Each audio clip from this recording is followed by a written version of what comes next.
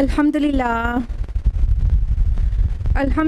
رب العالمین والصلاة والسلام علی رسولہ الکریم وعلی آلہ واصحابہ اجمعین اما بعد واعوذ باللہ من الشیطان الرجیم بسم اللہ الرحمن الرحیم وَلَقَدْ يَسَّرْنَا الْقُرْآنَ لِلذِّكْرِ فَهَلْ مِن مُّدَّكِرٍ بسم اللہ الرحمن الرحیم رب اشرح لی صدری ویسر لی امری واحلل عقدۃ من لسانی یفقہوا قولی۔ میری عزیز سامعات، درس قرآن مجید میں آپ سب کا تہہ دل سے خیر مقدم ہے۔ السلام علیکم ورحمۃ اللہ وبرکاتہ۔ کیسے آپ سبھی لوگ؟ الحمدللہ۔ اللہ تعالیٰ کرے کہ آپ بہت اچھے رہیں، اللہ تعالیٰ آپ کو ہدایت اور صراط مستقیم پر رکھے، اللہ پاک آپ کی صحت کی حفاظت کرے، آپ کے ایمان کی حفاظت کرے اور دنیا اور آخرت دونوں میں آپ کو کامیابی عطا کرے، آمین یا رب العالمین۔ اب جلدی سے بتائیے درس قرآن میں کون سی سورہ سٹارٹ ہوئی ہے لاسٹ ویک؟ سورہ نور۔ لاسٹ ویک ہم لوگوں نے سورہ نور سٹارٹ کیا ہے اور آیہ نمبر 14 تک مکمل کیا تھا لاسٹ ویک، اور آیہ نمبر 15 آنورڈس تفصیل سے آج ہم لوگ جانیں گے۔ تو جو کانٹیکسٹ چل رہا تھا وہ کیا چل رہا تھا، آپ ہی لوگ بتائیے جلدی سے۔ بالکل واقعہ افک چل رہا تھا، عائشہ رضی اللہ عنہا پہ بہتان لگایا گیا تھا، اس کے وہ آیات شروع ہو گئی تھی آیہ نمبر 11 سے، اور یہ ابھی مڈ میں ہے، وہی واقعہ چل رہا ہے۔ تو لاسٹ ویک ہم نے بہت زیادہ تفصیل سے بتایا تھا، اس لیے اب ہم اس کا ریوائز نہیں کرا رہے ہیں آپ کو، اور مختصر یہ کہ عائشہ رضی اللہ عنہا رسول اللہ صلی اللہ علیہ وسلم کے ساتھ ایک غزوے میں تھی، جہاں سے وہ چھوٹ گئی تھی، واپسی کے درمیان وہ چھوٹ گئی تھی، اور پھر صفوان بن معطل رضی اللہ عنہ ان کو ایک اونٹ پر لے کر آئے تھے، تو جب قافلے سے آ کر ملے دوپہر کے وقت، تو اس سے پہلے ایک رات گزر گئی تھی، تو عائشہ رضی اللہ عنہ اور صفوان بن معطل رضی اللہ عنہ کے اوپر بہتان لگا دیا گیا۔ اس کے متعلق اللہ سبحانہ و تعالیٰ نے اس موضوع کو اتنا ڈیٹیل میں ایڈریس کر دیا ہے کہ قیامت تک کے لیے اس طرح کے کیے جانے والے کام کے متعلق رہنمائی ہو گئی، اور مومنین مومنات کو تفصیل سے بتا دیا گیا کہ کسی کے اوپر بہتان لگانا تو بہت دور ہی رہا، تم اپنے دماغ میں بھی تصور نہ کیا کرو جب تک کہ پورے ثبوت سامنے نہ ہو آنکھ کے، ٹھیک ہے؟ اور آنکھ کے سامنے بھی ہو تو کتنے گواہ ضروری ہے کسی کے متعلق ایسی بات کہنے کے لیے؟ 4 گواہ۔ آپ کے علاوہ 2 گواہ اور ہیں، تب بھی زبان سی کے رکھنا ہے، بولنا نہیں ہے، یہاں تک کہ 4 لوگ ہوں، یعنی بہت عام ہو وہ بے حیائی، تو پھر زبان کھولنا ہے، اس سے پہلے نہیں کھولنا ہے۔ تو اس کی تفصیلات بہت مائنیوٹ ڈیٹیلز کے ساتھ دے دی گئی ہیں، جو قیامت تک کے لیے رہنمائی کریں گی ایک پاکیزہ معاشرے کی تعمیر میں۔ کلیئر؟ چلیے آیہ نمبر 15 سٹارٹ کرتے ہیں۔ اعوذ باللہ من الشیطان الرجیم بسم اللہ الرحمن الرحیم۔ اذ تلقونہ بألسنتکم، جب تم لے رہے تھے اسے اپنی زبانوں سے، وتقولون بافواہکم ما لیس لکم بہ علم، اور تم اپنے منہوں سے وہ کچھ کہہ رہے تھے جس کے بارے میں تمہیں کوئی علم نہیں تھا۔ وتحسبونہ ہینا وہو عند اللہ العظیم، وَهُوَ عِندَ اللَّهِ عَظِيمٌ، اور تم اسے معمولی سمجھ رہے تھے جبکہ اللہ کے نزدیک یہ بہت بڑی بات تھی۔ اللہ سبحانہ تعالیٰ نے اسی مضمون کو جو پورا اسکینڈل گڑ لیا گیا تھا، اس کو اللہ سبحانہ و تعالیٰ نے کیا فرمایا؟ تم لے رہے تھے اسے اپنی زبانوں میں۔ اس تلقونہ جو لفظ آیا ہے تلقا، وہ تلقا لفظ کہاں سے ہے؟ لقیہ سے ہے۔ لقیہ کا معنی ہوتا ہے کسی کا سامنے آنا، کسی چیز کا سامنے آنا، اور تلقا کا معنی ہوتا ہے کسی چیز کا بصیرت سے ادراک کرنا۔ تو لوگ یعنی کہیں نہ کہیں انوالو ہو گئے تھے، بغیر علم کے اس بات کو کہیں نہ کہیں یقین کرنے چلے تھے، اور اپنی زبانوں سے اسے لے رہے تھے۔ اب ان کی زبانیں اس کی وہ بات بولنے لگی تھی نا، تو جب ایک بار ایسی کوئی بات کسی کے متعلق جو کہ نیگیٹو ہوتی ہے وہ کسی کی زبان پہ آ جاتی ہے، تو جیسے جنگل میں آگ پھیلتی ہے اس طرح سے پھیلتی ہے معاشرے میں، جس سے معاشرے کی جو پاکی ہے اس کو بہت بڑا نقصان ہوتا ہے۔ تو اللہ تعالیٰ نے اتنا ناراض ہو کر اسے ایڈریس کیا ہے کہ تم اپنے منہوں سے وہ کچھ کہہ رہے تھے جس کا تمہیں کوئی علم نہیں۔ کیوں مینشن کیا گیا منہ سے وہ کچھ کہہ رہے تھے؟ ہر چیز ہی انسان اپنے منہ سے کہتا ہے، اس لیے خاص کر کے بے افواہکم اپنے منہوں سے تم کہہ رہے تھے، اس لیے کہا گیا کہ اصل میں تمہارے پاس کوئی علم نہیں تھا، تمہارے پاس اس کی کوئی بنیاد نہیں تھی، اور نہ ہی تم نے اپنی عقل میں اسے تھوڑی دیر بھی پروسیس کیا تھا کہ ایسا ہو بھی سکتا ہے کہ نہیں ہو سکتا۔ اگر تم نے اپنی عقل لگائی ہوتی، یا کہتے نا ناپ تول کے بولو، اگر بولنے سے پہلے تھوڑا بھی ناپا تولا ہوتا تو نہیں بولتے، یعنی دماغ اور دل میں یہ بات تم نے ڈالی ہی نہیں تھی، بس منہ سے بول رہے تھے۔ تو اللہ تعالیٰ نے فرمایا تم منہ سے وہ بات بول رہے تھے جس کا کوئی علم نہیں تھا، یعنی جو عبداللہ بن ابی کی شرارت جو اس نے سٹارٹ کی تھی، سٹارٹ کرنے والا تو نو ڈاؤٹ وہ تھا، لیکن باقی سب انہوں نے بس ایک سے سنا اور آگے فارورڈ کر دیا۔ کسی ایک نے بھی جو جس گناہ کے بارے میں بات کی جا رہی کرتے ہوئے دیکھا کسی نے؟ تو جب علم تھا ہی نہیں تو کیسے ادھر منہ فارورڈ ہوئی بات؟ اللہ تعالیٰ کو یہ بات نہایت ناپسند ہے، اور فرمایا کہ تم اسے معمولی سمجھ رہے تھے لیکن اللہ کے نزدیک یہ بہت بڑی بات تھی۔ انسان بہت چھوٹی بات سمجھتا ہے نا، کہ کوئی بات سنے اور اس کی تحقیق کیے بغیر یقین بھی کر لے اور آگے بھی پہنچا دے، بہت چھوٹی بات سمجھتا ہے نا۔ اللہ کے نزدیک یہ چھوٹی بات نہیں ہے۔ پورے معاشرے میں یہ نحوست آج تو اور بڑھ کر ظاہر ہو رہی ہے کہ بہت آسانی سے جو بھی فاسق فاجر انسان کوئی خبر پہنچا دے اس کو یقین بھی کر لیا جاتا ہے اور آگے بھی پہنچا دیا جاتا ہے، اور اگر کسی کے کردار پر کوئی بات ہو تو اور بھی زیادہ انٹرسٹ لے کے ایک انسان 50 کو فارورڈ کرتا ہے۔ یہ نہایت بری بات ہے اور چھوٹی بات نہیں ہے، اللہ کے نزدیک بہت بڑی بات ہے۔ کسی کی کردار کشی کیا جا رہا ہے اور اس کو چھوٹی بات سمجھا جا رہا ہے۔ اور اس کانٹیکسٹ کی بات کریں تو عائشہ رضی اللہ عنہ نبی صلی اللہ علیہ وسلم کی بیوی ہیں، ان کی زوجہ ہیں، تم نبی کو تکلیف پہنچا رہے ہو، کیونکہ جب کسی اپنے کے کردار کے بارے میں کچھ بولا جاتا ہے تو اس کے اپنوں کو بھی تکلیف ہوتی ہے نہیں ہوتی؟ اس انسان کو تو سب سے زیادہ ہوتی ہے، لیکن اس کے سارے چاہنے والوں کو تکلیف ہوتی ہے نہیں ہوتی؟ بہت ہوتی ہے نا۔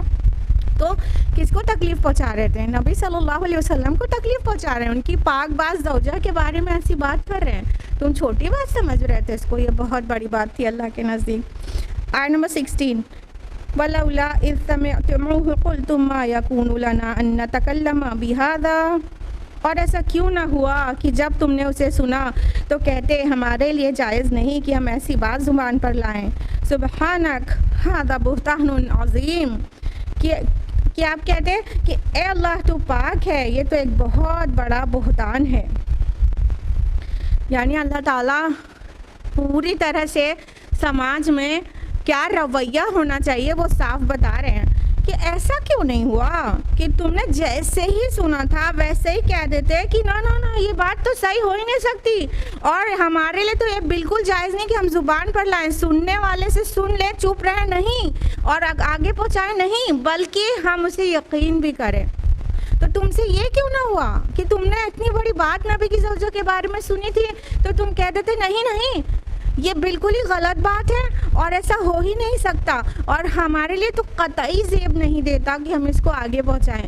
یعنی ایک مومن کی صفت یہ ہوتی ہے نہیں کہ ایسی ویسی اڑتی اڑاتی بات کو وہ یقین کر کے آگے پہنچا دے، یہ مومن کا کام نہیں ہوتا، یہ فاسق کا کام ہوتا ہے، منافق کا کام ہوتا ہے، مومن کا کام یہ نہیں ہوتا۔ تو تم نے ایسا کیوں نہ کیا کہ تم یہ کہتے ہمارے لیے تو بالکل جائز ہی نہیں ہے کہ ہم ایسی بات کہیں۔ سبحانک، اے اللہ آپ پاک ہیں۔ اب بتائیے اللہ کی تسبیح بیان کرنا یہ بیچ میں کیوں آ رہا ہے؟ بات تو نبی صلی اللہ علیہ وسلم کی بیوی کی ہو رہی ہے، اللہ کی پاکی کیوں بیان کی جا رہی ہے؟ کیونکہ ایکچولی یہ اللہ تعالیٰ نے نبی صلی اللہ علیہ وسلم کی یہ والی زوجہ تو اللہ تعالیٰ نے چن کے دیا تھا۔ آپ کو پتہ ہے اگر وہ والی حدیث کہ ریشم کے کپڑوں میں عائشہ رضی اللہ عنہ کی تصویر جبریل امین نے پیش کی تھی کہ آپ کی بیوی ہیں، نکاح نہیں ہوا تھا اس سے پہلے، تو اللہ نے چوز کیا تھا عائشہ رضی اللہ عنہ کو بیوی۔ بنے نبی کی، تو اللہ اس بات سے پاک ہے کہ کسی ایسی عورت کو اپنے رسول کے نکاح میں دے دے جو عورت معاذ اللہ ثم معاذ اللہ بدکار ہو۔ اللہ پاک ہے کہ کسی رسول کے ساتھ رہنے والی اس کی بیوی ایسے گناہ کام کرے اور وہ رسول کی بیوی بھی ہو۔ تو اللہ پاک ہے اس کو کرنے سے۔ بیچ میں آ گیا اللہ کی تسبیح، سبحانک، کہ آپ پاک ہیں اللہ، ہم ایسا تصور بھی نہیں کر سکتے۔ ہذا بہتان عظیم، یہ تو ایک بہت بڑا بہتان ہے، یہ تو بہت بڑا بہتان ہے۔ کتنی بڑی بات ہے کہ نبی کی بیوی کوئی ایسی بدکار عورت ہو اور اللہ تعالیٰ نے اسے چن کے دیا ہو کہ ان سے نکاح کیجئے۔ ہاں، کتنی بڑی بات ہے، اللہ تک پہنچ رہی ہے۔ تو اللہ پاک ہے ایسی چیز کے کہ نبی کے کو ایسی بیوی کے ساتھ رکھے اور ایسی بیوی سجیسٹ کرے اور اس کا نکاح کے لیے چوز کرے۔ اللہ اس بات سے پاک ہے، یہ بہتان عظیم ہے، یہ تم نے پہلے ہی کیوں نہ کہہ دیا۔ آیت نمبر 17، یعظکم اللہ ان تعودوا لمثلہ ابدا ان کنتم مؤمنین۔ اللہ تمہیں نصیحت کرتا ہے کہ تم دوبارہ کبھی بھی ایسی کوئی حرکت مت کرنا اگر تم مومن ہو۔ دیکھیے پورا تفہیم بھی ہے، ڈانٹ بھی ہے اور بہت تذکیر بھی ہے، سب طرح کا انداز اختیار کر کے اللہ تعالیٰ نے ایک پاک معاشرے کے تعمیر کے سارے اصول و قواعد بیان کر دیے۔ لہٰذا شروع میں کہہ دیا گیا تھا نا کہ تم اسے اپنے لیے برا نہ سمجھو، تمہارے لیے بہتر ہے، یعنی سارے قانون اور قواعد اور معاشرے کی پاک بازی کے لیے ساری چیزیں بیان کر دی گئیں۔ اب یہاں پہ اللہ تعالیٰ کیا کہہ رہے ہیں کہ اللہ تعالیٰ تمہیں نصیحت کرتا ہے کہ تم کبھی ایسی حرکت دوبارہ مت کرنا اگر تم مومن ہو، یعنی کہ یہ مومنانہ کام ہی نہیں ہے۔ یہ مومنوں کے لیے کیسے زیب دے سکتا ہے کہ وہ کسی کے بھی بارے میں، یہاں پہ تو بہت بڑی بات ہے کہ نبی کی بیوی کے بارے میں بات ہو رہی ہے، ورنہ کسی بھی مومن کے لیے یہ زیب نہیں دیتا کہ کسی بھی مومن کے، نارمل مومن کے بارے میں ایسی بات کرے کہ وہ مطلب سنی سنائی باتوں کو یقین کر کے فارورڈ کرے اور اس کے کردار خوشی ہو جائے۔ یہ مومن کو زیب نہیں دیتا، یہ معاشرے کے نہایت ہی ایل پریکٹس ہے کہ لوگ سنی سنائی باتوں کا نہ صرف یقین کرتے ہیں بلکہ اسے فارورڈ بھی کرتے رہتے ہیں۔ تو اللہ تعالیٰ سمجھا رہے ہیں، آپ دیکھیں یہاں پہ کتنی تفہیم ہے، کتنی محبت کے انداز میں سمجھایا جا رہا ہے۔ یعظکم، تم کو نصیحت کرتا ہے، یعظکم اللہ، اللہ تم کو نصیحت کرتا ہے۔ یہ ریپیٹ مت کرنا اپنی سوسائٹی میں کبھی بھی اگر تم مومن ہو۔ تو کیا پتہ چلا کہ ہم ایسی کسی بھی چیز کا نہ ہی یقین کیا کریں گے فیوچر میں اور نہ ہی فارورڈ کیا کریں گے۔ یہ اللہ کے نزدیک بہت بھاری بات ہے، چھوٹی موٹی بات نہیں ہے۔ آیت نمبر 18، وَيُبَيِّنُ اللَّهُ لَكُمُ الْآيَاتِ وَاللَّهُ عَلِيمٌ حَكِيمٌ، اور اللہ تمہارے لیے اپنی آیات کو واضح کر رہا ہے اور اللہ سب کچھ جاننے والا اور بہت حکمت والا ہے۔ اللہ تعالیٰ ریزن بھی دے رہے ہیں یہاں پر کہ اللہ تعالیٰ آپ کو واضح کر رہے ہیں، بیان کر رہے ہیں، کھول کر بیان کرے دے رہے ہیں کہ یہ چیزیں کرنے کی نہیں ہیں، یہ تم نہیں کرو۔ اور اللہ تعالیٰ علیم اور حکیم ہے، یعنی اللہ پاک جو سماج میں، جو سوسائٹی میں قواعد قوانین لگانے کے لیے تم سے کہہ رہے ہیں وہ علم کی بنیاد پر ہے اور حکمت کی بنیاد پر ہے۔ نہ تمہیں علم ہے اور نہ تمہارے پاس حکمت ہے، تھوڑی سی علم اور تھوڑی سی حکمت یہ اللہ کے مقابلے میں زیرو ہے، زیرو۔ ہمارا اور آپ کا علم اور ہمارے اور آپ کی وزڈم اللہ تعالیٰ کے مقابلے میں زیرو ہے۔ یعنی جب اللہ کے مقابلے میں کسی کے علم اور حکمت کی بات ہوگی تو یہ ہوگا ہم کچھ نہیں جانتے، ہمیں کچھ حکمت نہیں، اور اللہ جانتا ہے اور اللہ وائز ہے، حکیم ہے، الحکیم ہے، سب سے زیادہ وائز، دا موسٹ وائز۔ تو اللہ سبحانہ و تعالیٰ علم اور حکمت کی بنیاد پر یہ باتیں تم کو بتا رہا ہے، یعنی اللہ پاک کو پتہ ہے نا کہ تم کسی کے بارے میں ایسی ایک بار منہ سے نکالتے ہو تو الٹیمیٹلی پوری سوسائٹی میں جا کے کیا رنگ اختیار کرتی ہے وہ بات نا، اور سوسائٹی میں بدکاری کا چرچا عام ہو جاتا ہے۔ ایک انسان کی کردار کشی ہوتی ہے، دوسروں کو موقع ملتا ہے کہ کسی اور کی بھی کرے، پھر دوسرے کی، تیسرے کی، اور پھر وہ سوشل میڈیا اور پھر ماس میڈیا، یہ سب میں جا کر یہ بدکاری اور گناہ کی باتیں، بے حیائی کی باتیں ڈسکس ہونا عام ہو جاتی ہے، جس میں مرد، عورت، بچے سب شامل ہو جاتے ہیں۔ کل ملا کے ایک چھوٹی سی بات سے پوری سوسائٹی میں گندگی عام ہو جاتی ہے۔ تو اللہ جانتا ہے، تم نہیں جانتے، اس لیے اللہ تم کو سمجھا رہا ہے، باتوں کو واضح کر رہا ہے تاکہ تم اب کبھی ایسا کوئی کام نہ کرو۔ آیت نمبر 19 ان الذين يحبون ان تشيع الفاحشة في الذين آمنوا لهم عذاب أليم في الدنيا والآخرة۔ بے شک جو لوگ چاہتے ہیں کہ اہل ایمان میں بے حیائی کا چرچا ہو، ان کے لیے دنیا اور آخرت میں دردناک عذاب ہے۔ واللہ یعلم وانتم لا تعلمون، اور اللہ جانتا ہے اور تم نہیں جانتے۔ اللہ تعالیٰ نے یہاں پر ایک بہت بڑی خبر سنائی ہے کہ جو لوگ یہ چاہتے ہیں کہ مومنوں کے بیچ بے حیائی کا چرچا ہو، فاحشہ کا چرچا ہو، وہ لوگوں کے لیے دنیا اور آخرت دونوں میں دردناک عذاب ہے۔ یعنی ایک پاک باز عورت یا مرد کسی انسان کے اوپر اتنا بڑا بہتان لگایا جائے گا مومن کے اوپر، اور یعنی کہ کرنے والے کا مقصد یہ رہے کہ یہ بدنام ہو جائے، تو اگر اس طرح کی بے حیائی اور کسی بھی قسم کی بے حیائی کو سماج میں عام کیا گیا تو اللہ تعالیٰ اس سے اتنا ناراض ہے کہ خالی دنیا میں عذاب نہیں دے گا اور خالی آخرت میں عذاب نہیں دے گا، بلکہ دونوں جگہ دے گا، دونوں جگہ دے گا۔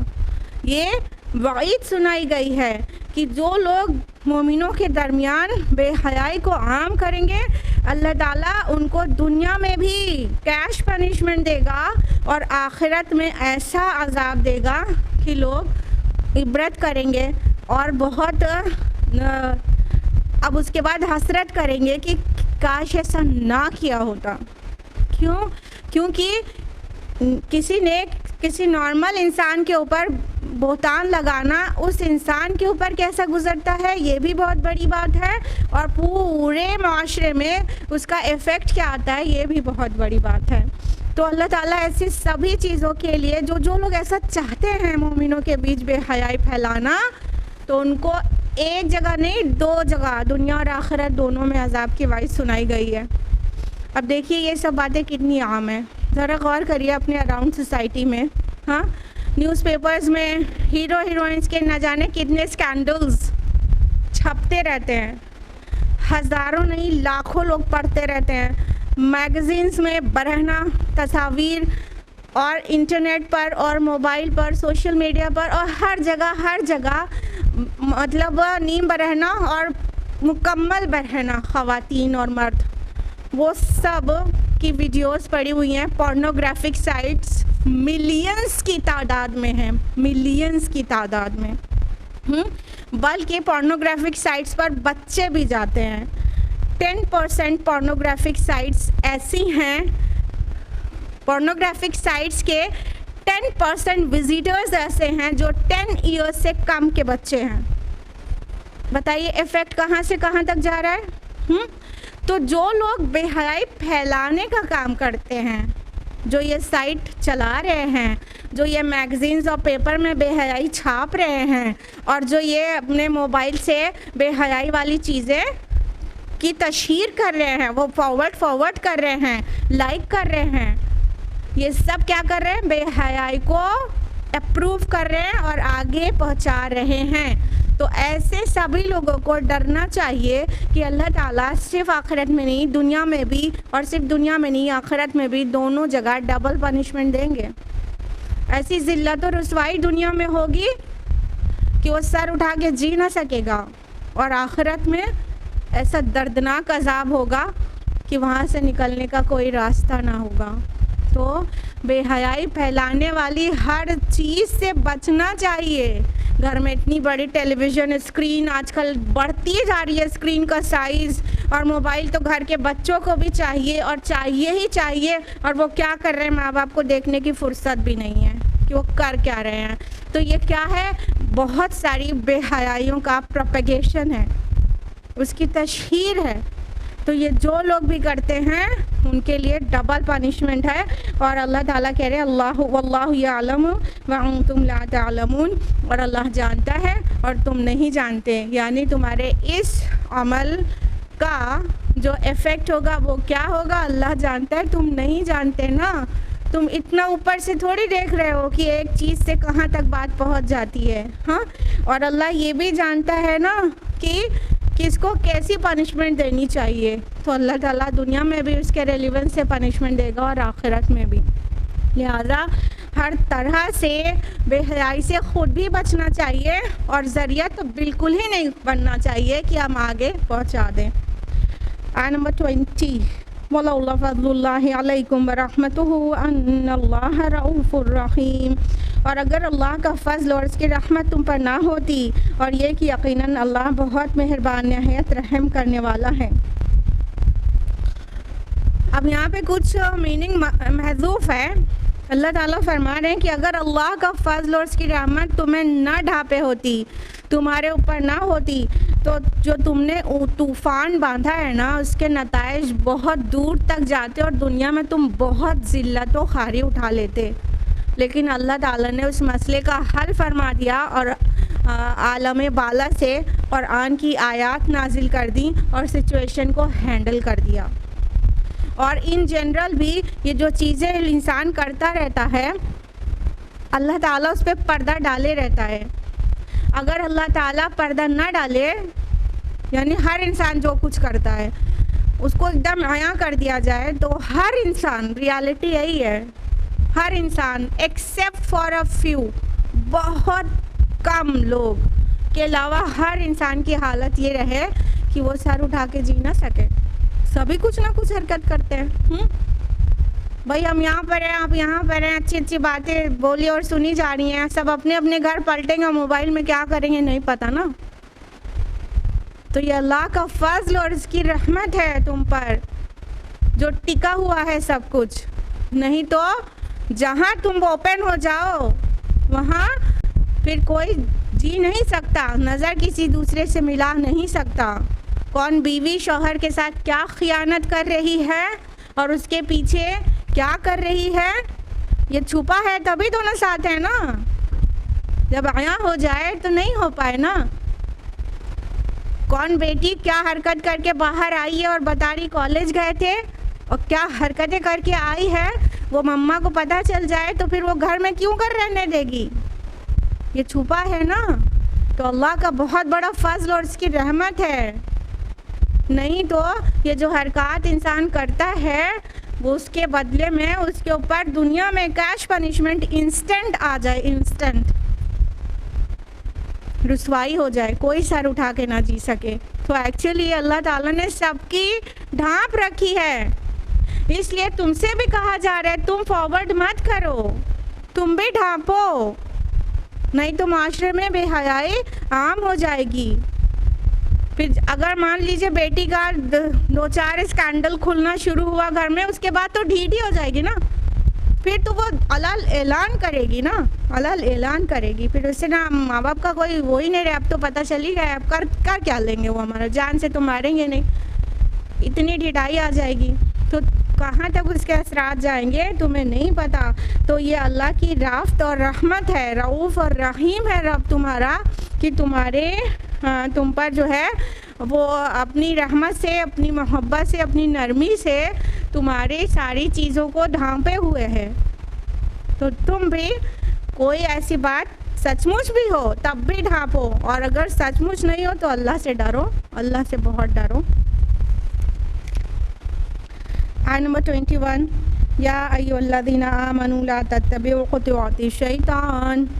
اے اہل ایمان، شیطان کے نقش قدم کی پیروی نہ کرو. وَمَن يَتَّبِعْ خُطُوَاتِ الشَّيْطَانِ فَإِنَّهُ يَأْمُرُ بِالْفَحْشَاءِ وَالْمُنکَرِ. اور جو کوئی شیطان کے نقش قدم کی پیروی کرے گا تو شیطان تو اسے بے حیائی اور برائی ہی کا حکم دے گا. وَلَوْلَا فَضْلُ اللَّهِ عَلَيْكُمْ وَرَحْمَتُهُ مَا زَكَىٰ مِنكُم مِّنْ أَحَدٍ أَبَدًا. اور اگر اللہ کا فضل اور اس کی رحمت تمہارے شامل حال نہ ہوتی تو تم میں سے ایک بھی پاک باز نہ ہوتا.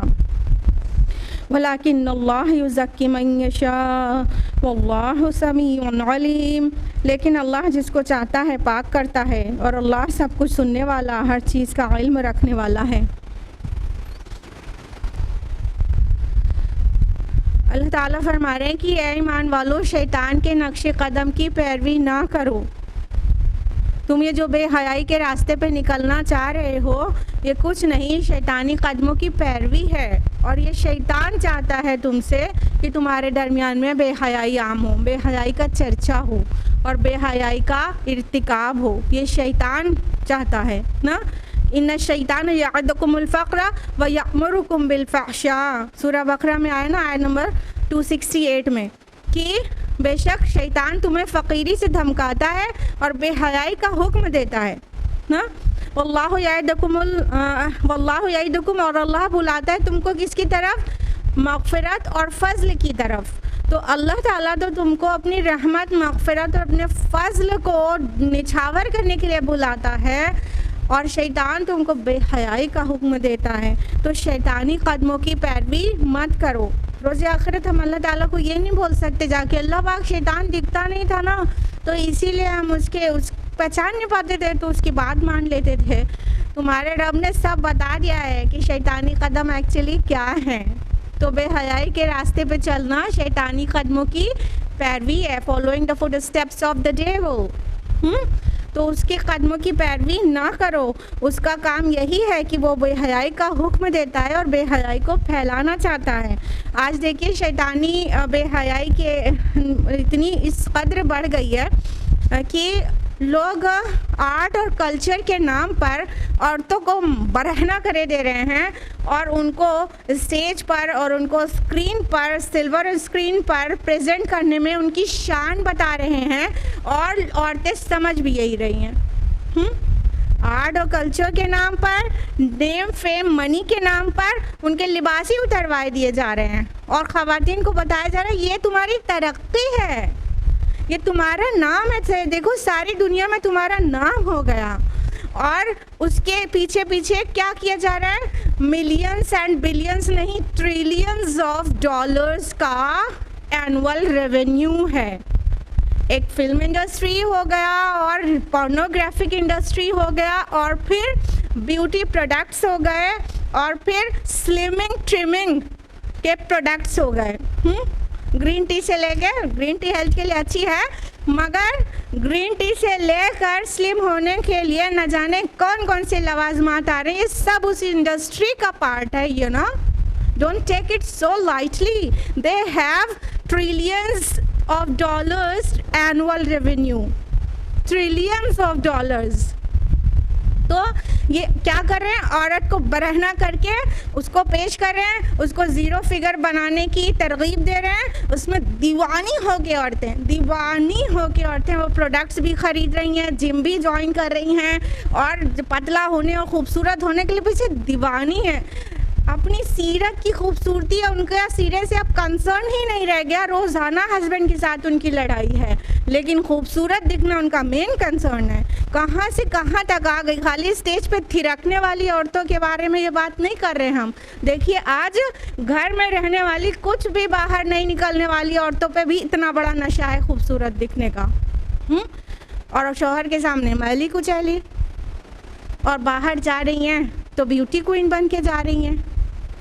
یہ ہے ان کا کھیل جو کیا گیا ہے. تو یہ بے حیائی پھیلانا اور یہ ساری چیز وسپرنگ کرنا شیطان کا کام تھا. شیطان نے اتنا بڑھیا والا اس کام میں اپنے کامیابی حاصل کیا ہے کہ ہم کو لگتا ہے کہ روزانہ شیطان ان شیطانوں کی جو اس کام میں ہے کہ لوگوں کے درمیان بے حیائی پھیلے، ان کی پیٹھ تھپ تھپائی جاتی ہوگی کہ تم نے تو ایسا اپنا جما دیا ہے کہ اب بے حیائی کو تو کوئی بے حیائی سمجھتا ہی نہیں.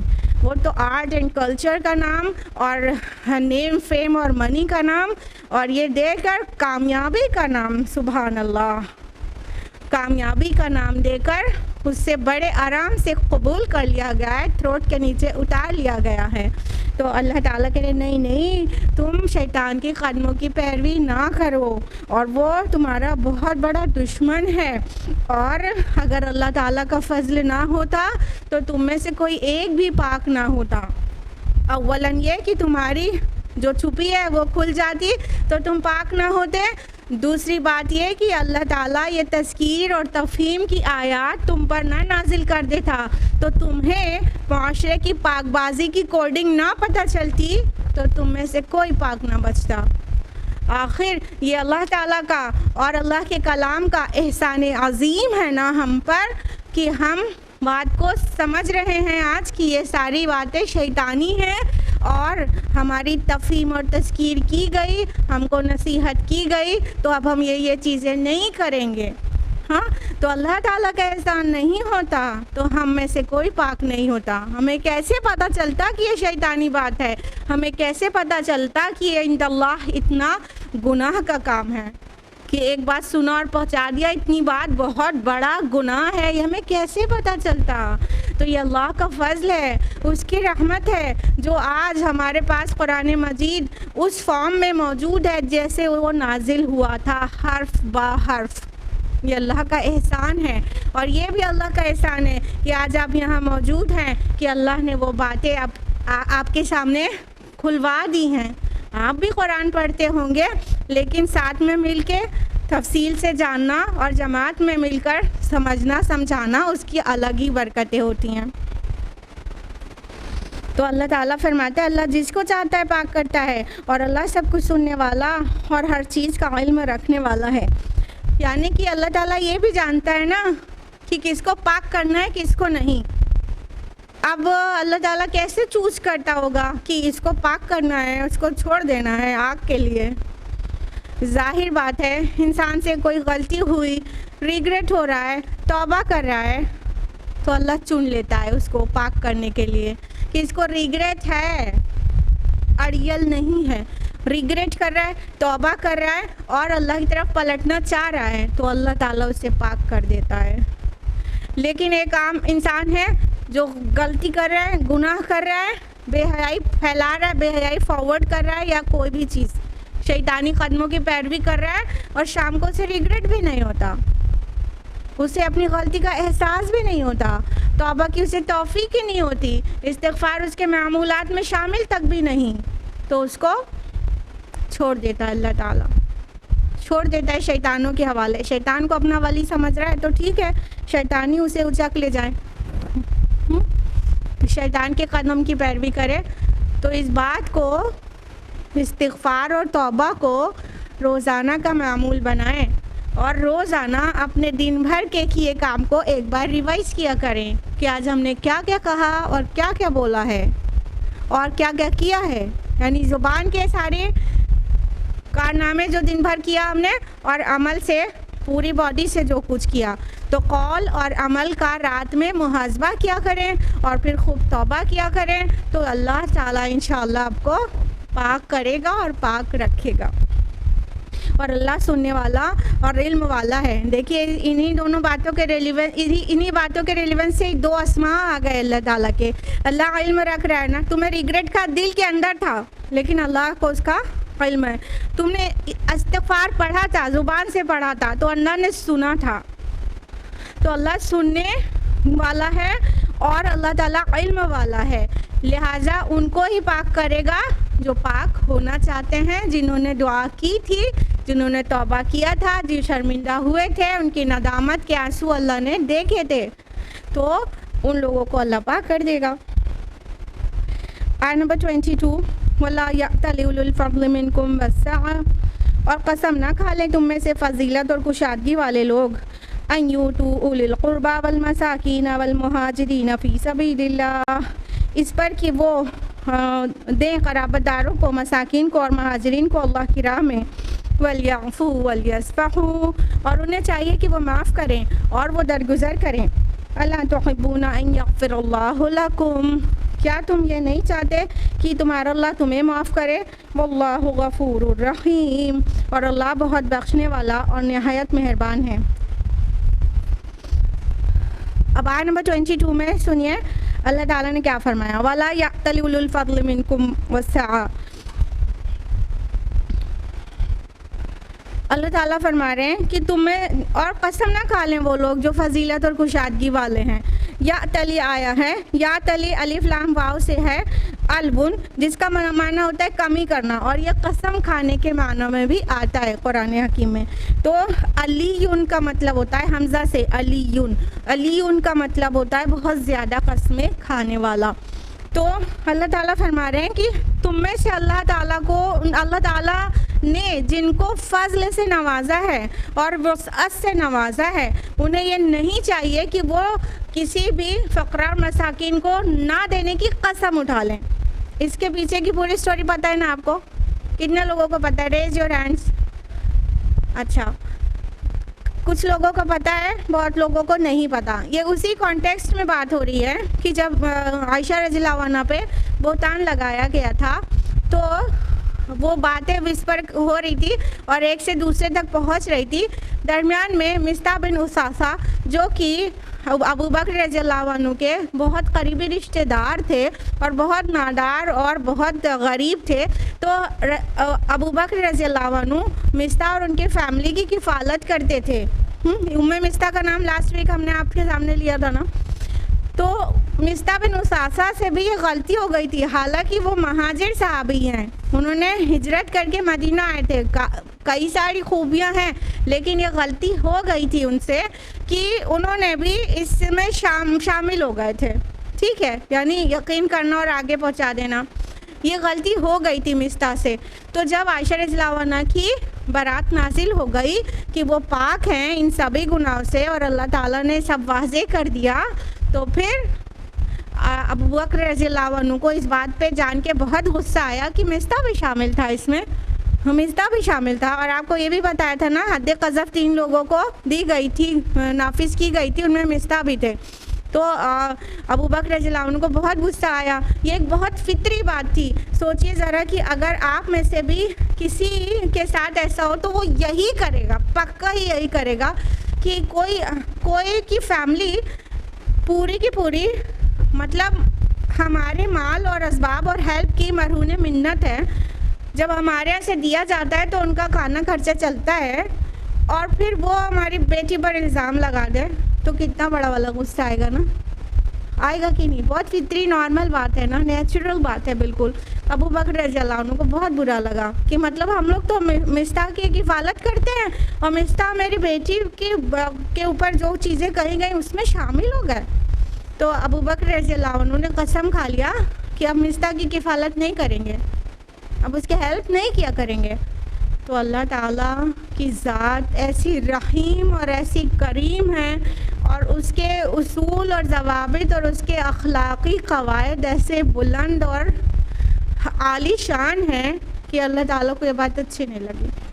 اللہ تعالیٰ نے تفہیم اور تذکیر کر دی، اللہ تعالیٰ نے نصیحت کر دی کہ تم میں سے جن لوگوں کو یہ اللہ نے وسعت دے رکھی ہے، اب وسعت دونوں میں ہے، ٹھیک ہے، فضل و وسعت دونوں ورڈ آیا ہے۔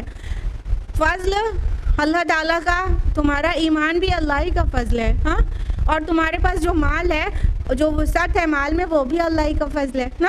تو یہ جو فضل اور وسعت دے رکھی ہے، تمہاری ایمانی قوت اور تمہارے مال میں وسعت، یہ دونوں چیز، ان کو یہ نہیں چاہیے کہ قسم کھا لیں کہ فقراء اور مساکین کو اور مہاجرین فی سبیل اللہ کو نہیں دیں گے، تمہیں یہ نہیں چاہیے کہ تم یہ کرو۔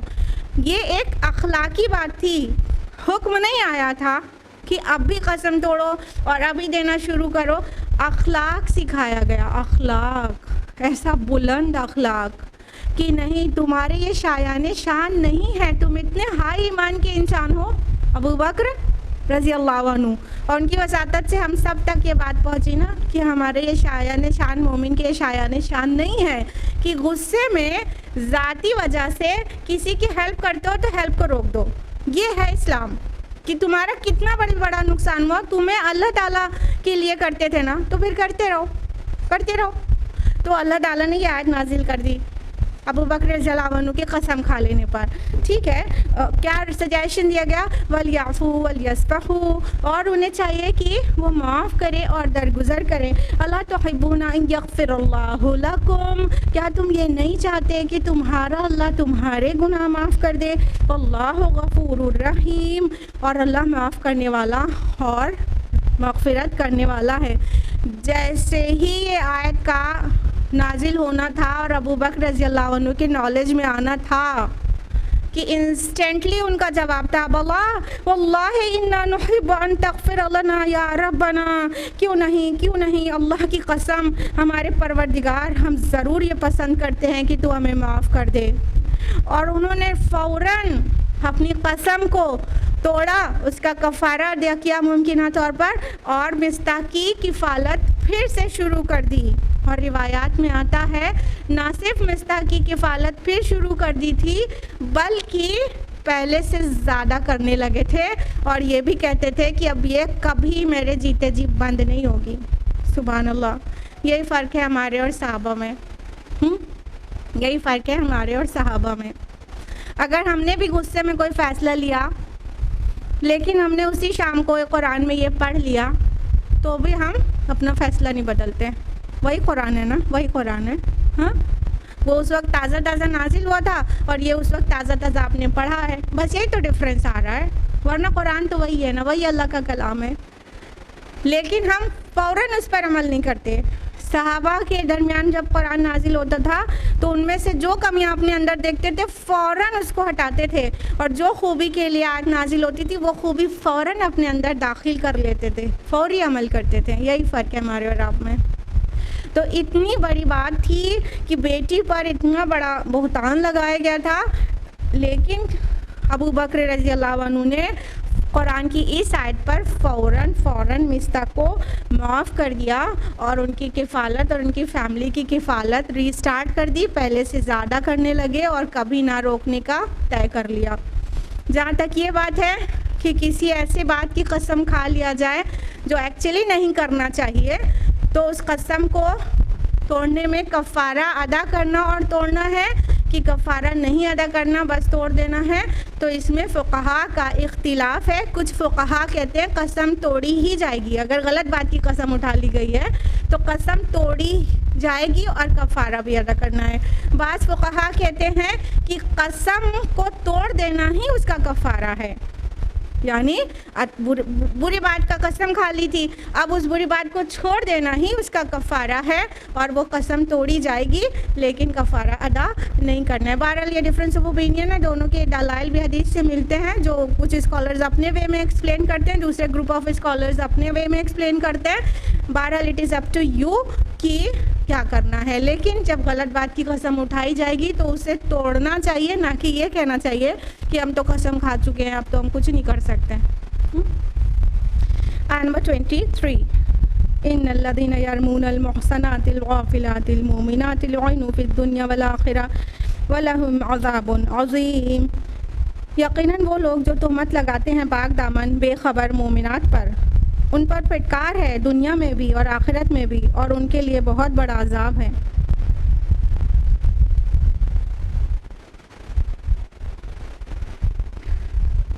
اللہ تعالیٰ فرماتے ہیں یقیناً وہ لوگ جو تہمت لگاتے ہیں پاک دامن بے خبر مومنات پر, ان پر پھٹکار ہے دنیا اور آخرت میں, اور یقیناً ان کے لیے بہت بڑا عذاب ہے. یعنی پھر سے واضح کر دیا گیا کہ پاک دامن جو عورتیں ہیں ان پر تہمت لگانا جب کہ وہ غافل ہوں. غافلات کس کو کہتے ہیں؟ ان محسنات, ان نیک عورتوں کو جو ایسا گناہ کرنا تو دور ہے, ان کے دماغ میں خیال تک نہیں گھومے گا, ویسے گناہ کیا کام کرنے کا خیال تک نہیں گھومے گا, اور کسی سے وہ ایکسپیکٹ تک نہیں کریں گے کہ وہ ان کے اوپر اتنا بڑا بہتان لگا دے گا.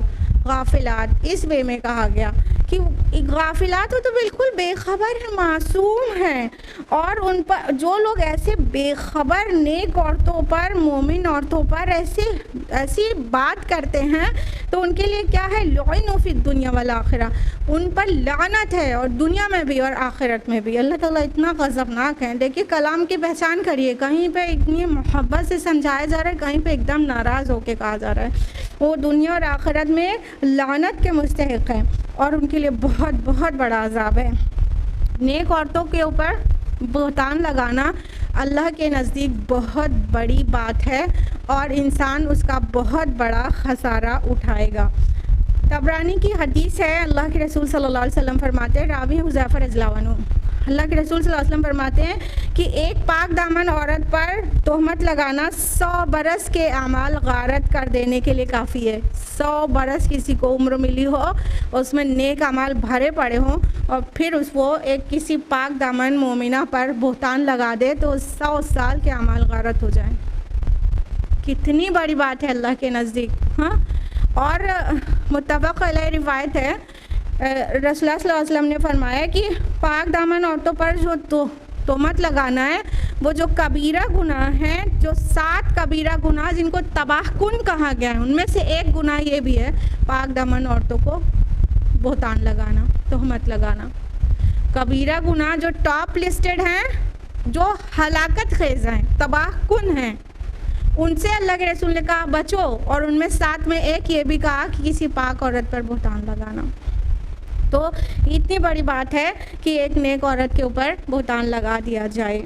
آیت نمبر 24، یوم تشہد علیہم السنتہم وایدیہم وارجلہم بما کانوا یعملون، جس دن وہ ان کے خلاف گواہی دیں گی، ان کی زبانیں، ان کے ہاتھ، ان کے پاؤں، اس بارے میں جو وہ عمل کر رہے تھے۔ دیکھیے یوم تشہد علیہم آیا ہے کہ جس دن گواہی دیں گی ان کے اوپر، جب شہادہ اللہ کے صلہ کے ساتھ آتا ہے تو مطلب ہوتا ہے اس کے خلاف گواہی دینا، ٹھیک ہے؟ تو اللہ تعالیٰ فرما رہے ہیں کہ ان کے خلاف ان کی زبانیں گواہی دیں گی، ان کے ہاتھ اور پیر گواہی دیں گے۔ ابھی زبان کو ہم اپنی مرضی سے چلاتے ہیں نا، جو ہم چاہتے ہیں فوراً نکال دیتے ہیں اپنی زبان سے، پوری طرح سے زبان ہمارے کنٹرول میں ہے اور ہم اس کو اپنی زبان سمجھتے ہیں اور اپنی مرضی سے چلاتے ہیں۔ اور یہ ہاتھ کس کا ہے؟ یہ ہمارا ہاتھ ہے، میرا ہاتھ ہے۔ اور یہ پیر کس کے ہیں؟ یہ میرا پیر ہے، ہاں۔ اور ہم اپنے ہاتھ اور پیر کو کتنا نہارتے رہتے ہیں، پیڈیکیور مینیکیور کرنے میں کتنا خرچ کرتے ہیں، ہاں، کیونکہ یہ میرا ہے، نہارتے رہتے ہیں۔ یہ میرا ہاتھ، میری زبان، میرا پیر ہمارے خلاف گواہی دے سکتا ہے، اور جب کوئی اپنے خلاف گواہی دیتا ہے تو کتنا غصہ آتا ہے، کتنا غصہ آتا ہے۔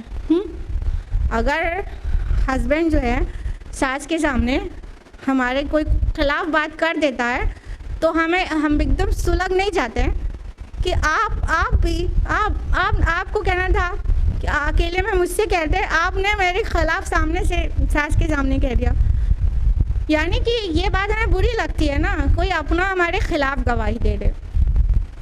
تو یہ جتنا اپنے ہاتھ کا ہم کیئر کرتے ہیں نا، اپنے چہرے کا اتنا کیئر کرتے ہیں نا، اسکن کا، کیونکہ یہ میرا ہے، سارا کیئر اسی لیے ہوتا ہے نا، یہ میرا ہے، اپنی چیز سے بہت محبت ہوتی ہے، یہ میرا کچھ نہیں ہے، یہ اللہ تعالیٰ کا ہے، یہ اللہ تعالیٰ کا ہے۔ ابھی ہمیں دنیا میں اللہ تعالیٰ نے آزادی دی ہے کہ اس کو ہم اپنی طرح سے استعمال کر سکیں، اور ہم کرتے ہیں، اور پوری آزادی ہے کہ یہ ہاتھ تبھی اٹھے گا جب ہم چاہیں گے، یہ زبان تبھی چلے گی جب ہم چاہیں گے، ہم۔ تو اللہ تعالیٰ نے اختیار دیا ہوا ہے، بس میرا نہیں ہے، یہ میرا کچھ نہیں ہے۔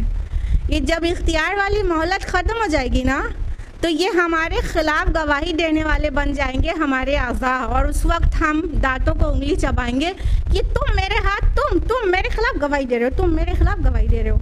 یہ دے گا کون سی چیز کو آپ روکیں گے کہ اللہ تعالیٰ جس سے گواہی لے گا؟ آپ کی زبان، آپ کا ہاتھ، آپ کا پیر کچھ آپ کا نہیں ہوگا، آپ کے خلاف گواہی دے دے گا. یعنی یہ زبان جو چلایا ہوگا نا فحاشت کے کو پروپیگیٹ کرنے کے لیے، یہ زبان بتائے گی وہ اللہ کی ہو چکی ہے، ابھی بھی اللہ ہی کی ہے، ابھی ہمارے اختیار میں ہے. اس وقت صرف اللہ کی ہو چکی ہوگی. وہ کہے گی اللہ پاک اس نے مجھے چلایا تھا اس کو اور اس کو بدنام کرنے کے لیے، اس نے مجھے چلایا تھا. ہاتھ گواہی دے گا کہ اس نے اس سے ظلم کیا تھا. پیر گواہی دے گا یہ گناہ کے کام کی طرف مجھے چلا کے لے گئی تھی، یہ اس نے کیا تھا. جب اپنے اعضائے جسم ہمارے خلاف گواہی دے دیں گے تو ہمارے پاس کوئی بھی دلیل اور ثبوت بچے گا کہ ہم نے نہیں کیا. جس سے ہم نے کرایا وہ گواہی دے دے گا کہ تم نے ہم سے یہ کام کرایا، ہم نہیں چاہتے تھے ایسا کرے، تیرا حکم تھا تو ہم نے کیا. تو یہ ذرا تصور کیجئے وہ دن جب اعضائے جسم ہمارے خلاف گواہی دے دیں گے. تو اس دن کی تیاری میں ہم اللہ کے دیے ہوئے پورے وجود کو اللہ تعالیٰ کے فرما برداری والے کام میں لگائیں. جن چیزوں سے ہمارے رب نے روک دیا ہے ان چیزوں میں استعمال نہیں کریں. آیت نمبر 25 یومئذ یوفیہم اللہ دینہم الحق، جس دن اللہ ان لوگوں کو پورا دے گا ان کا واقعی بدلہ. وَيَعْلَمُونَ أَنَّ اللَّهَ هُوَ الْحَقُّ الْمُبِينُ، اور وہ جان لیں گے اللہ ہی حق ہے کھول کر بیان کرنے والا. یعنی جو بدلے کا دن ہوگا، یومئذ یوفیہم اللہ دینہم الحق، جس دن ان کا پورا بدلہ دیا جائے گا. دین یہاں بدلے کے معنی میں ہے. مالک یوم الدین پڑھتے نا روز بدلے کا دن کا مالک، یہاں پہ بھی دین بدلے کے معنی میں ہے. تو اللہ تعالیٰ کہہ رہے ہیں کہ وہ دن آخرت کا دن، اس دن ان کو ان کا پورا بدلہ دے دیا جائے گا. اور یہ جان لیں گے کہ اللہ ہی حق ہے اور کھول کر بیان کر دینے والا. یعنی جس اللہ نے یہ پوری کوڈنگ آپ کو دی تھی، جس اللہ نے معاشرے کو قائم کرنے کے جو پورے لاز کانسٹیٹیوشن دیے تھے، whatever rules and codes has been given to you, it is from اللہ سبحانہ و تعالیٰ. اینڈ اللہ سبحانہ و تعالیٰ is the only person who will be the king on the day of judgement. اس کے سامنے حساب دینا ہوگا، اسی نے یہ قوانین بھیجے تھے نا. So we should be concerned about our deeds, کہ ہم کیا کر رہے ہیں. ہم کو جس نے جن چیزوں سے منع کیا ہے، کچھ چیزوں کا حکم دیا ہے، وہی ہم سے حساب بھی لے گا نا. اور ہمارا مرجع وہی ہے، ہم پلٹ کر اسی طرف جانے والے ہیں. تو ہمیں اس تیاری میں رہنا چاہیے نا کہ بدلے کے دن کی کچھ تیاری کر لیں، وہ نہ کریں جس سے خالق نے منع کیا ہے. آیت نمبر 26 الخبیثات للخبیثین والخبیثون للخبیثات، ناپاک عورتیں ناپاک مردوں کے لیے ہیں اور ناپاک مرد ناپاک عورتوں کے لیے ہیں. والطیبات للطیبین والطیبون للطیبات، اور پاک باز عورتیں پاک باز مردوں کے لیے ہیں اور پاک باز مرد پاک باز عورتوں کے لیے ہیں. اولئک مبرؤون مما یقولون، یہ لوگ بری ہیں ان باتوں سے جو یہ لوگ کہتے ہیں. لہم مغفرۃ ورزق کریم، ان کے لیے مغفرت اور رزق کریم ہے. اب اللہ سبحانہ تعالیٰ کیا فرما رہے ہیں؟ جو ناپاک عورتیں ہیں وہ ایکچولی ناپاک مردوں کے لیے ہیں. پیچھے بھی آیت گزر چکی نا کہ نکاح کے تعلق سے، پچھلے ہفتے آپ کو بتایا تھا ازانیہ کہ زانی مرد زانی اور عورتوں کے لیے ہیں اور مشرکوں کے لیے ہیں، اور پاک باز مرد کا نکاح پاک باز سے ہو نا. تو یہاں پہ بھی واضح کیا جا رہا ہے کہ جو خبیث مرد ہیں، ناپاک، گندے، خبث گندی چیز کو کہتے ہیں نا، خباثت. تو جو ناپاک عورتیں ہیں وہ تو ایکچولی ناپاک مردوں کے لیے ہیں. مطلب کیا ہے؟ ان کا تال میل آپس میں ناپاکوں کا ناپاک کے ساتھ رہتا ہے. ان کو کمفرٹیبل ایک اپنی طرح کے لوگوں کے ساتھ وہ ہوتے ہیں کمفرٹیبل نا، اور نیک لوگوں کے ساتھ کمفرٹیبل ہوتے ہیں. ہاں، تو نکاح کا چاہے میٹر ہو چاہے انڈرسٹینڈنگ کا، اپنے مزاج کے لوگوں کے ساتھ ٹیوننگ رہتی ہے نا.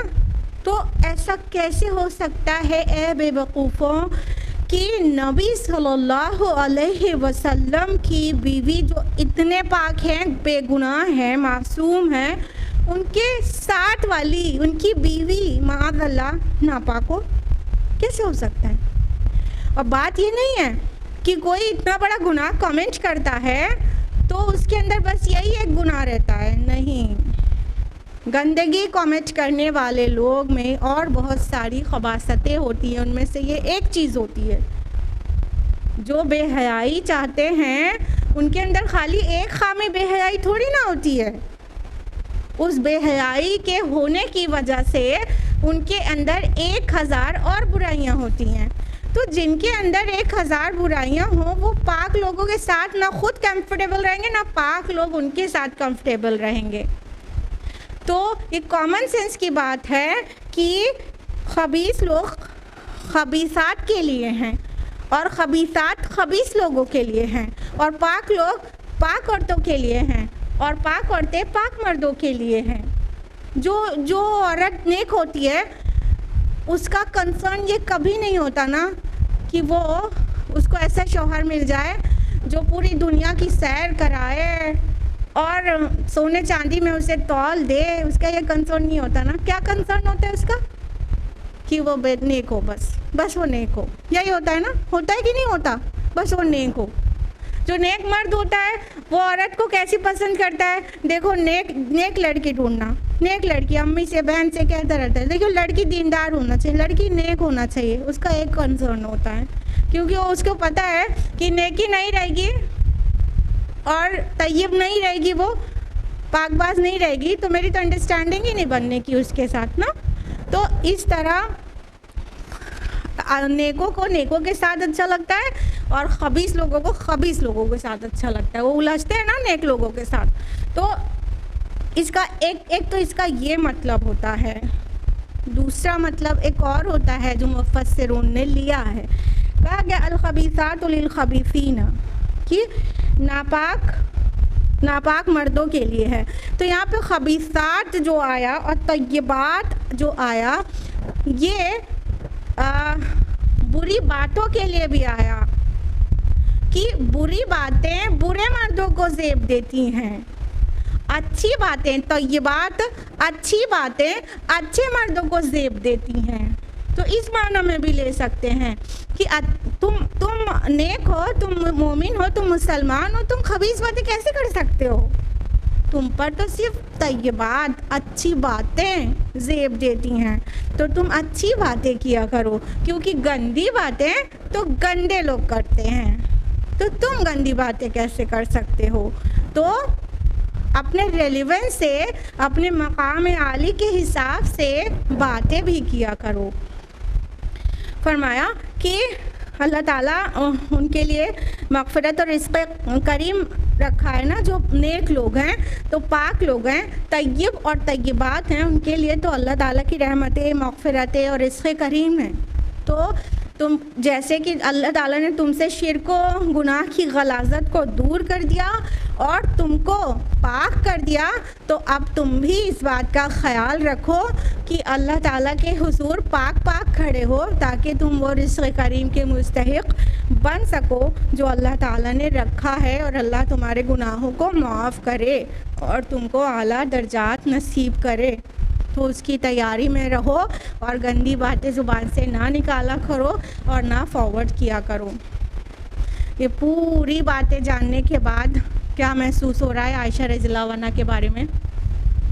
کہ اللہ کے ہاں کتنی ان کی بزرگی اور کتنی عزت اور کیسا عالی مقام ہے، کہ اتنا بڑا یہ مطلب کانٹیکسٹ، اس میں اتنے بڑے کانٹیکسٹ لے کے اتنی ساری باتیں واضح کر دی گئی اور عائشہ رضی اللہ عنہا کی برات نازل کر دی گئی۔ کیسا مقام ہے عائشہ رضی اللہ عنہا کا، سوچئے، رشک کریے اور ان کی سیرت کو خوب پڑھیے تاکہ وہ باتیں آپ کے اندر بھی آ سکیں۔ اور مطلب ہم لوگ تو مسلمان ہیں، بہت انٹرسٹنگ بات یہ ہے کہ سر ولیم میور ہے جو کہ مخالف اسلام میں سے ہے، کوئی وہ نہیں ہے اسلام کے، کوئی ہمدرد نہیں ہے، تعریف کرنے والے نہیں ہیں، مخالف ہیں۔ باوجود اس کے انہوں نے اپنی کتاب لائف آف محمد صلی اللہ علیہ وسلم اس میں پیج نمبر 303-304 میں 303-304 میں عائشہ رضی اللہ عنہا کے بارے میں لکھا ہے، اور اس میں یہ لکھا ہے کہ عائشہ کی سیرت کے متعلق کچھ زیادہ کہنے کی ضرورت نہیں، ان کی زندگی اس واقعہ سے قبل اور اس واقعہ کے بعد اس بات کی گواہ ہے کہ ہم انہیں الزام سے بالکل بری یقین کریں۔ سبحان اللہ، یہ مستشرقین کا عمل ہے اور مخالف اسلام نے یہ بات سمجھ لی ہے، تو ہمیں بھی ان کی بزرگی، عزت، اس کے بارے میں کتنا پتہ ہونا چاہیے اور یقین ہونا چاہیے ان کی پاک بازی کا، اور ساتھ میں ان کی سیرت کو پڑھنے کا شوق اور ان کی سیرت اور کردار اور اخلاق کو اپنے اندر اتارنے کا جذبہ ہونا چاہیے۔ آج کے لیے اتنا ہی۔ اللہ تعالیٰ ہم سبھی کو نیک، شریف، پاک باز خواتین بنا دیں، اور اللہ تعالیٰ ہم سبھی کو قرآن مجید پڑھنے، سمجھنے، عمل کرنے، غور و فکر کرنے اور اسے دوسروں تک پہنچانے کی توفیق عطا فرمائے۔ اللہ تعالیٰ ہمارے گناہوں کو معاف کرے اور ہمیں گناہوں کو ریپیٹ کرنے سے بچائے۔ آمین یا رب العالمین۔ وآخر دعوانا الحمد للہ رب العالمین۔ والسلام علیکم ورحمۃ اللہ وبرکاتہ۔